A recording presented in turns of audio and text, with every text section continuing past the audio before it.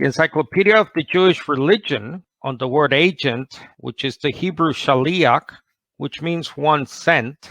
The main point of the Jewish law of agency is expressed in the dictum: a person's agent is regarded as the person himself, and the encyclopedia gives you there a Jewish commentary citation you can check out. Therefore, any act committed by a duly appointed agent is regarded as having been committed by the principal. So this is similar, I guess, today to your lawyer in court of a shaliach, an agent, and this person will act on your behalf. Whatever they say will be whatever you're saying. David, in Ezekiel 37, my servant David will be king over them, the redeemed Israel, when the kingdom comes on earth, and they will all have one shepherd. Okay, but then in Zechariah we read that Yahweh shall be king over the entire earth, and on that day he, that is God, Yahweh, will be one, and his name will be one. What turns out to be David as the one king over all, but obviously, ultimately, it will be God, Yahweh, because he's always behind the scenes, Yahweh supporting his chosen ones, his agents. And we have this interesting account of Joshua in Deuteronomy 31. It says, Yahweh your God is the one who will pass before you. But then it says that Joshua is the one who will pass before you.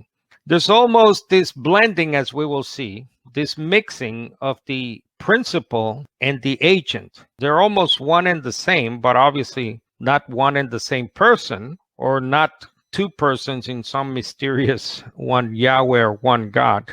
In Joshua 24, verse 1, Joshua assembled all the tribes and they presented themselves before God.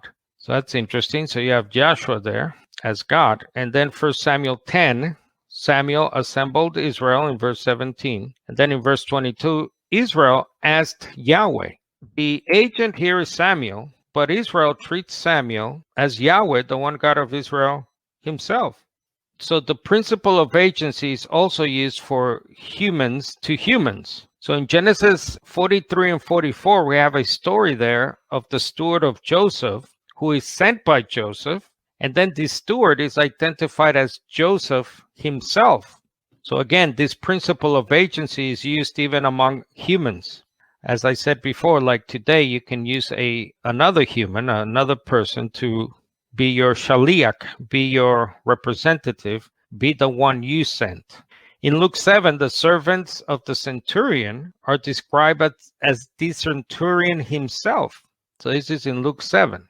And you see it here. The centurion sent friends to say to him, that is Jesus, Lord, don't trouble yourself, for I do not deserve to have you come under my roof. That is why I did not even consider myself worthy to come to you. But say the word, and my servant will be healed. When Jesus heard this, he was amazed at him. Then the man who had been sent returned to the house and found the servant well. So it starts out, this account, with the centurion, one individual, one person, speaking to Jesus. But then actually, the one who has been speaking to Jesus, or the ones, are men, are the servants of the centurion in verse 10. A similar issue with the so-called prophetic language. Let's look at this passage here in Zechariah 2, verse 9, using the NIV version. I will surely raise my hand against them so that their slaves will plunder them. Then you will know that the Lord, that is Yahweh Almighty, has sent me.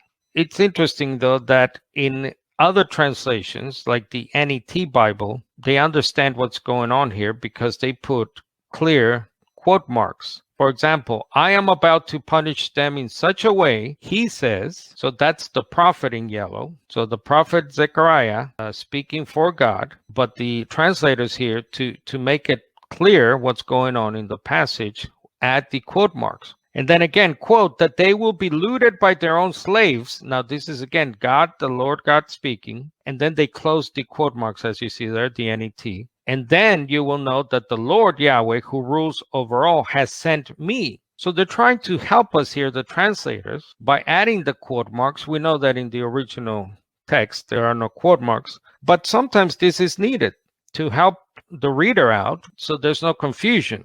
But unfortunately, many are trying to read into this that there are more than one Yahweh, more than one Lord Almighty. This is a good comment from the IVP Bible background commentary on John 5:30.